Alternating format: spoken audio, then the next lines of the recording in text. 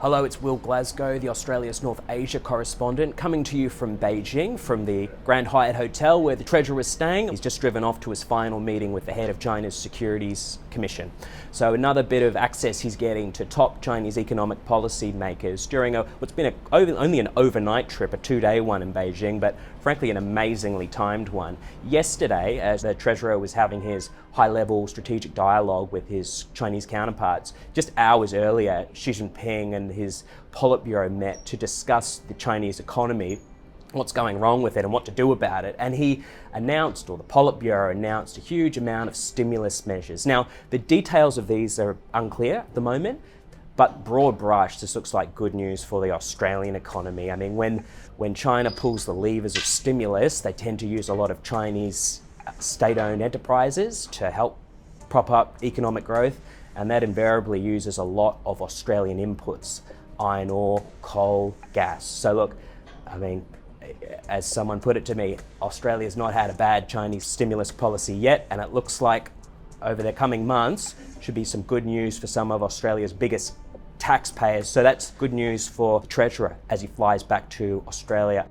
I really welcome the opportunity to convey to Chairman Zheng and to his colleagues the same thing which I have said publicly, and I mean it. You know, our foreign investment regime does not target any one country.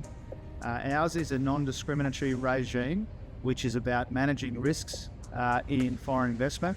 It's about strengthening the foreign investment regime and streamlining it where we can. It's not just been good news on the economic front in Beijing. I mean, I say good news, this is good news within the bad news, of course. It only exists because of the economic gloom that's here. But for all the freneticism around the Chinese economy, there's also been a lot going on in the strategic world. I mean, the day before the Treasurer flew in, China launched its first intercontinental ballistic missile in more than 4 decades. I mean, amazing timing, rattling the region. And yes, hours before the Treasurer flew in, not related I should add, but incredible timing. And then on Wednesday, also the day before the Treasurer flew in, we learnt through the New Zealand Defence Ministry, if you can believe it, that Australia, New Zealand and Japan had a joint operation through the Taiwan Strait as they go down to the South China Sea for freedom of navigation exercises. Now, the Treasurer downplayed those when I asked him about it. He said they're just routine, Australia following international law.